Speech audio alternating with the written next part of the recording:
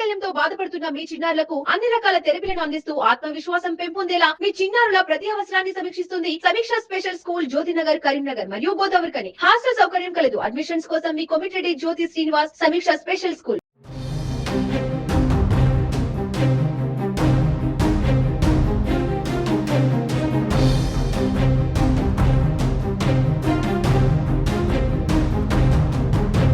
పట్టా భూముల నిషేధిత చట్టం యాక్ట్ నుండి ఆ 22A ఏదైతే ఉందో సర్వే నెంబర్ గల ఆ భూములన్నింటినీ కూడా తొలగించాలి అంటూ చాలా మంది 1 ఇయర్ బ్యాక్ కూడా మనం ఈ కంటెంట్ చేయడం జరిగింది.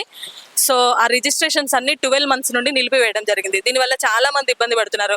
ఎవరైనా పిల్లల పెళ్లిళ్ళు చేయాలన్నా, ఎవరైనా భూములు అమ్ముకోవాలన్నా ఎటువంటి రిజిస్ట్రేషన్స్ జరగకపోవడంతో చాలా మంది ఇబ్బంది, జబ్బున పడ్డ, హాస్పిటల్కి వెళ్ళాలన్నా కూడా ఏదో పొలం అమ్ముకుందామన్నా అవి నిషేధిత యాక్ట్లో పెట్టడం జరిగింది. సో రిజిస్ట్రేషన్స్ కావడం లేదు. దీనివల్ల చాలా మంది ఇబ్బంది పడుతున్నారు. సో 1 year నుంచి తిరుగుతున్నారు మరి కలెక్టర్ ఆఫీస్ కి. ఈ రోజు కూడా రావడం జరిగింది. మరి ఏంటి అనే విషయాలు తెలుసుకుందాం. సార్ నమస్తే. నమస్తే మేడం. మీ పేరు సార్? నా పేరు శ్రీనివాస్ రెడ్డి. చెప్పండి, ఏంటి 1 year నుంచి జరుగుతుంది? యాక్చువల్లీ మేడం మాది శాతవాహన యూనివర్సిటీ దగ్గర ఇల్లు కంప్లీట్ అయింది. 4 years అవుతుంది. మేము మున్సిపల్ ట్యాక్స్లు కడుతున్నాం. ఆల్రెడీ 1 CR వాల్యూ ఉన్న ఇల్లు లాస్ట్ ఇయర్ నుంచి నిషేధిత 22A ఉందని చెప్పడం వల్ల మేము షాక్ అయినాం. అసలు అన్ని పర్మిషన్లతోనే మేము కట్టుకున్నాం. ఈవెన్ లోన్ కూడా మేము లోన్ తీసుకొని ఇల్లు కట్టుకున్నాం. మేము ఎలాంటి గవర్నమెంట్కి అతిక్రమించి కట్టుకోలేదు.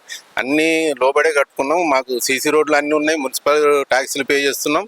అయినా ఈ 22A కింద వేసారు. మేము అసలు ఎట్లాంటి ఇప్పుడు మా పిల్లలు ఎదిగినరు, ఎట్లా చదివించుకోవాలి, ఇప్పుడు మా బిడ్డ పెళ్లి చేయాలి, మేము ఇప్పుడు ఈ పరిస్థితి ఏంది మాకు అర్థం కావట్లేదు. ఇట్లా ₹1,00,00,000 ఇల్లు 22A కింద ఎలాంటి మాకు నోటీస్ కూడా ఇవ్వలేదు. మాకు ఎందుకు ఈ 22A కింద వేసారు అనేది మాకు అర్థం కావట్లేదు. మేము ఒకటే కోరుతున్నాం గవర్నమెంట్లో, ఇవి సాధ్యమైనంత తొందరలో 10-15 రోజులలో ఈ ఫస్ట్ లోపల మాకు ఒక డెడ్ లైన్ పెట్టుకుంటున్నాం. మేము ఈ ఫస్ట్ లోపల ఈ 22Aకి వెళ్ళి మాకు వివరణ ఇవ్వాలి. వాస్తవంగా మేము ఏం తప్పు చేసినట్లు దీని కింద వచ్చింది. మాకు అన్ని పర్మిషన్లు తీసుకుని ఇల్లు కట్టుకున్నాం కదా. అధికారులే పర్మిషన్లు ఇచ్చారు, ఎంక్వైరీ చేసుకున్నారు. ఈవెన్ మాకు లోన్ ఇచ్చిన బ్యాంకు వాళ్ళు కూడా అన్ని రకాల చూసే మాకు లోన్ ఇచ్చారు. ఒక 30 lakhs లోన్ వచ్చిందంటే అన్ని చూసుకొని ఇస్తారు కదా మేడం. అన్ని ఇచ్చినాక కూడా ఇది 22A కింద వేయడం మరీ అన్యాయం ఉంది. దయచేసి ప్రభుత్వం కానీ కలెక్టర్ మేడం, కొత్త మేడం చాలా అగ్రెసివ్గా పనిచేస్తున్నారని మాకు తెలిసింది. మేడం వచ్చి సర్వే చేసి మమ్మల్ని 22Aకి వెళ్ళి బయట వేయాలని మేము డిమాండ్ చేస్తున్నాం. మేడం చెప్పండి, ఎట్లుంది? నా పేరు కృష్ణవేణి రెడ్డి. నేను ఇక్కడ మేము 10 months నుండి పోరాటం చేస్తున్నాము. ఈ ల్యాండ్స్ అన్నీ ఆగినాయి, రిజిస్ట్రేషన్లు ఆగినాయి. మేము కొనుక్కున్నాం ప్లాట్లు, ఒక 2-3 ప్లాట్లు కొనుక్కున్నాం పిల్లల స్టడీ కోసం. మనం బంగారం మీద పెడితే ఉండదు కాబట్టి ఉంటుందో ఉండదో, ఈ ల్యాండ్స్ అయితే మనకు పర్మనెంట్ కదా అని మేము ఏదో కష్టం చేసి కొనుక్కున్నాం. దాన్ని మళ్ళీ ఇప్పుడు రిజిస్ట్రేషన్లు ఆగిపోయినాయి, నిలిచిపోయినాయి, 22A కిందే పడేశారు. మరి ఏంటి అనేది మాకు అప్పుడే రిజిస్ట్రేషన్లు కావి జాగా అని అంటుంటే మేము అక్కడికి వెళ్ళి కొనుక్కునే వాళ్ళం కదా. వేరే కడ కొనుక్కునే వాళ్ళు ఇంకా జాగా ఉన్నాయా, చాలా ఉన్నాయి కదా. అలా అధికారుల తప్పిదం చాలా, అధికారుల తప్పిదమే ఉంది. ఎందుకంటే అప్పుడు రిజిస్ట్రేషన్లు మాకు మొటేషన్లు అయినాయి, రిజిస్ట్రేషన్లు అయినాయి. గవర్నమెంట్ ఆఫీస్లో ఫండ్స్ పోతేనే కదా మాకు రిజిస్ట్రేషన్ అయ్యేది. మరి ట్యాక్స్లే పే చేసిన. ఇప్పుడు మున్సిపల్ అది భగీరథ పైపులు కూడా వచ్చినాయి అక్కడికి. మరి అవన్నీ ఎట్లా వస్తాయి? గవర్నమెంట్ ల్యాండ్స్ అయితే అక్కడికి రావద్దు కదా. మరి ఎందుకు వచ్చినాయి? మరి అప్పుడు రిజిస్ట్రేషన్లు అయినా ఇప్పుడు ఎందుకు కావట్లేదు? ఎందుకు 22A కింద పడేశారు? మరి ఏంటి మాకు ఇప్పుడు ఒక రోజు కాదు 2 రోజులు 10 నెలల నుండి మేము సఫర్ అవుతున్నాం. అందరు అధికారుల చుట్టూ కూడా తిరిగాం. పొన్నం ప్రభాకర్ సార్ని కలిసాం, గంగుల కమలాకర్ని సార్ కలిసాం, బండి సంజయ్ సార్ని కలిసాం. వినతి పత్రాలు ఇస్తున్నాము. MRO దగ్గరికి, రెవెన్యూ మంత్రి దగ్గర, అందరి దగ్గర తిరుగుతూనే ఉన్నాము. గుడి చుట్టూ ఎలా తిరుగుతారో, రిప్రజెంటేషన్ ఎలా చేస్తారో అలాగే చేస్తూనే ఉన్నాము. ఆయన కూడా పట్టించుకోవట్లేదు. అసలు ఎందుకు పట్టించుకోవట్లేదు అర్థం కావట్లేదు. ఇప్పటికీ ప్రాణాల మీద దాకా వచ్చినాయి. ఆల్రెడీ ఆత్మహత్యలు శరణ్యం 100% ఇది గ్యారంటీ. ఇది జరుగుతుంది. ముఖ్యమంత్రి గారికి ఒకటే సూటిగా ప్రశ్న చెప్తున్నాం మేము. ఇప్పటి వరకు మా ప్రాబ్లమ్స్ క్లియర్ చేయాలి తప్పకుండా. ఎంత తొందర వేస్తే అంతమంది ప్రాణాలు బ్రతుకుతాయి.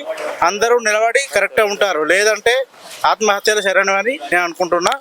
చాలా సీరియస్ అయిపోయింది. ఇప్పటికే ఎవరికి కూడా బ్రతుకు తెరువులు లేవు. ఇల్లు అమ్ముకోవాలన్నా, కట్టాలన్నా, కొనుక్కోవాలన్నా ఎవరు కూడా ముందుకు రావట్లేదు.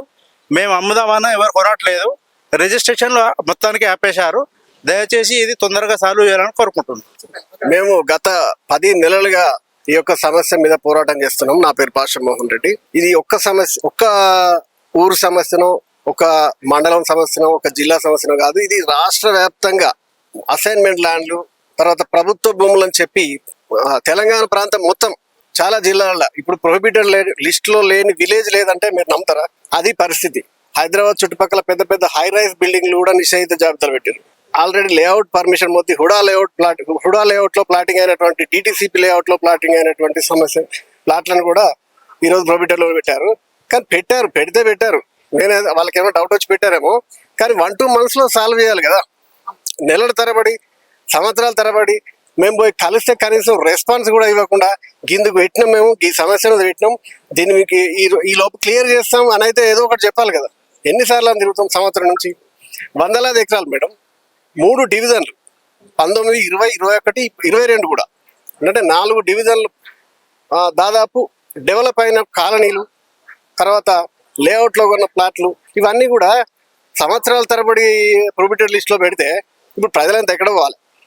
ఇప్పుడు కొత్తగా వచ్చిన ప్రభుత్వం గత ప్రభుత్వాన్ని భూస్వామ్య పాలన, దొరల పాలన, తర్వాత నియంతృత్వ పాలన అని చెప్పి మేము ప్రజాపాలన తీసుకొస్తామని చెప్పినటువంటి రేవంత్ రెడ్డి గారు ఇప్పుడు ప్రజల్ని మొన్ననే ఈ మధ్య హిట్లర్ నాకు ఆదర్శం అని ఒక స్టేట్మెంట్ ఇచ్చారు. అప్పుడు ఎట్లయితే హిట్లర్ రోమ్ నగరం తగలబడిపోతుంటే కూర్చుండి ఫిడేల్ వాయించిండో మీ అందరికీ తెలిసిన విషయం. ఇప్పుడు ప్రజలందరినీ ఈ యొక్క భూముల్ని ప్రొహిబిటెడ్ లిస్ట్ లో పెట్టి ఆయన చూస్తూ ఎంజాయ్ చేస్తున్నాడని నేను అనుకుంటున్నాను. ఎందుకంటే దేనికి కూడా స్పందించకపోతే ఎట్లా? ఇప్పుడు ఈ ప్రజావాణి ఎందుకు పెట్టారు మేడం? స్పందించడానికి మరి ఇన్నిసార్లు తిరుగుతున్నారు కదా సార్. ప్రజల సమస్యను వినతి పత్రాల రూపంలో తీసుకొని వెంటనే క్లియర్ చేయాలి. ఇంతవరకు మేము ఇచ్చిన వినతి పత్రం మీద ఒక్కదానికి కూడా సమాధానం రాలేదు. నెక్స్ట్ ఏంటండి మీ కార్యాచరణ ఏంటి? 1 year నుంచి తిరుగుతున్నారు, నెక్స్ట్ ఏం చేయాలనుకుంటున్నారు? ఇది ఒక గత ఆర్డీఓ గారు దీన్ని స్టాప్ చేశారు. అంతకుముందు ఆయన ఎంఆర్ఓ ఉన్నప్పుడు కొన్ని వందల ప్లాట్లు మోటేషన్ చేశారు. అంటే ఇప్పుడు ఇచ్చిన 125 సర్వే నెంబర్లలో, ప్రొహిబిటెడ్లో పెట్టిన 125 సర్వే నెంబర్లో దాదాపు అన్ని సర్వే నెంబర్లో ఆయన మోటేషన్ కాపీలు నా దగ్గర ఉన్నాయి. ఆయన ఎంఆర్ఓగా పనిచేసినప్పుడు ఆయన వివిధ శాఖలలో దాదాపుగా సీనియర్ అసిస్టెంట్ నుంచి ఆర్డీఓ వరకు పనిచేసింది. ఇక్కడ ఇదే కరీంనగర్ మండలంలో, కరీంనగర్ జిల్లాలో సీనియర్ అసిస్టెంట్ నుంచి స్టార్ట్ చేసి జూనియర్ అసిస్టెంట్ నుంచి ఆర్డీఓ వరకు పనిచేసింది. ఆయన కళ్ళ ముందే ఇవన్నీ మోటేషన్లు అయినాయి. ఆయన పెట్టినటువంటి 125 రేకుర్తి, 17 విద్యానగర్ సర్వే నెంబర్లో ఆయన్నే అన్ని మోటేషన్ కాపీలు కొన్ని వందలనే నాగారు.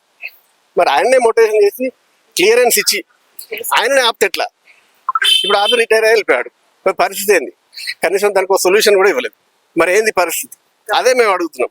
మా తర్వాత కార్యాచరణ ఏంటంటే, మేము ఈ రెవెన్యూ వ్యవస్థ మీద ఈ యొక్క సీలింగ్ యాక్ట్ కింద ఇప్పుడు ప్రొహిబిటెడ్ పెట్టినటువంటి ఎలాంటి జాగాలు పెట్టారు, ప్రభుత్వ భూములు పెట్టారు, సీలింగ్ పెట్టారు, రకరకాల భూదానని, తర్వాత చాలా రకాల గవర్నమెంట్ ల్యాండ్స్ ఉంటాయి కదా మేడం, అవన్నీ పెట్టారు.